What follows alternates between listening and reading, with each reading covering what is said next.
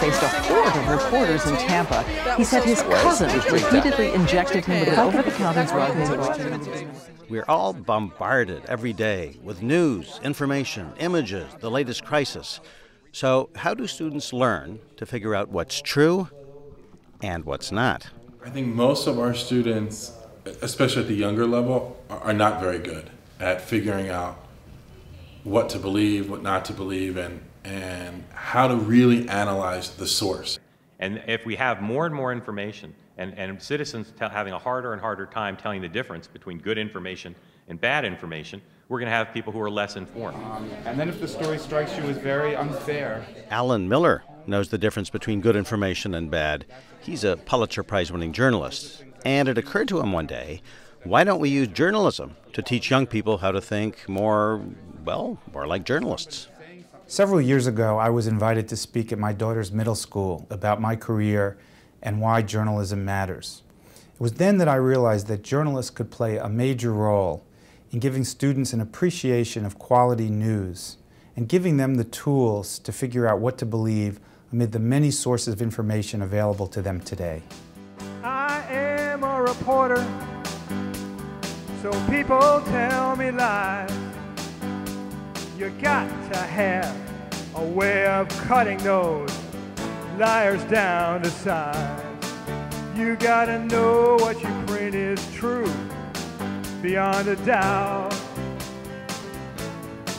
Which is why I'm sitting by the phone tonight, trying to check things out. One of the most important jobs that the media has is to dispel rumors. The News Literacy Project is the first program of its kind in the United States. We bring veteran journalists into middle and high schools, and they give students the tools to think critically in the digital age. Just because it's like, it's on the internet, it must be true. No. Some of our journalist fellows come from print, others come from radio and the internet and TV, and they connect with the kids, like Soledad O'Brien of CNN. Part of the job is to be a truthful witness to what you see around you. And like David Gonzalez of the New York Times. It's like, your information has to come from different places. You have to be able to analyze that information from different places and think about it. Or if you're just relying on one source for it all, and even if that one source is my newspaper, which I love, you really got to read more than just one paper or just take one source. They're also helping students think twice before they forward the latest viral email to friends. So how important do you all think it is to make sure something is true before you forward it to your friends? When I check my email now, it's like I get the gossip and everything else that everyone's saying about the world now, and it's like, okay, cool, but were you there? Like, do you really know about it, or did you just get that from someone else? We've built the project's curriculum on crucial questions, such as, why does news matter? Second, why is protecting free speech so vital to America's democracy? Third, how can students know what to believe? And finally, what are the greatest challenges and opportunities in our digital world? The project is lighting a spark.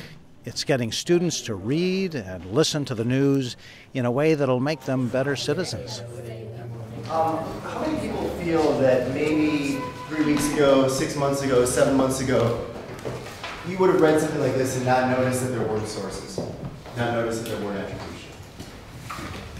I'd say that then this entire thing was a success as far as I'm concerned. For the students, it's a tremendous opportunity to see professionals come into their classroom, work with them on projects, hear their stories, hear how they do the work, what goes into a story, what challenges they have, that they would not normally get. And along the way, students learn, how do I know if I can trust a source? Is what this person telling me really the truth? So you always, you're hearing somebody tell you something, in the back of your mind, there's that little voice saying that doesn't sound right.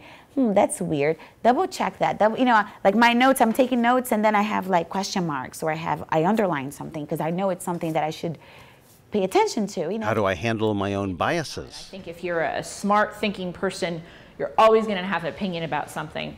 And what's important to be fair as a journalist is to recognize how you're feeling and how you're reacting to a moment and set that aside in doing your reporting. So, how do journalists hold themselves accountable? At the end of the day, all we have is our credibility. And I think that the best news organizations, when they make a mistake, will own up to it and then move on.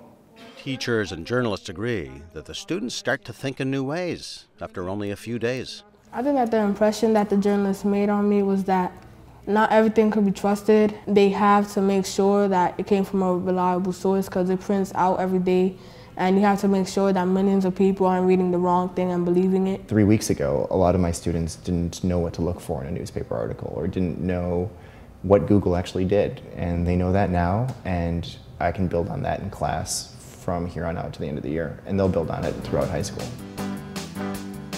I can't publish the story if I only have one side.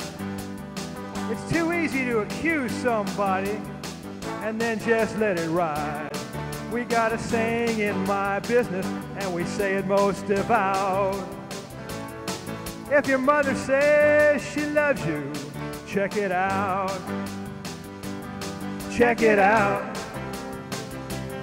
Check it out. If your mother says she loves you, check it out. I got 3 questions to ask myself about my story. Is it true? Is it clear? And is it fair? And until I can answer yes to all those 3 questions, I ain't going nowhere till I check it out. Check it out.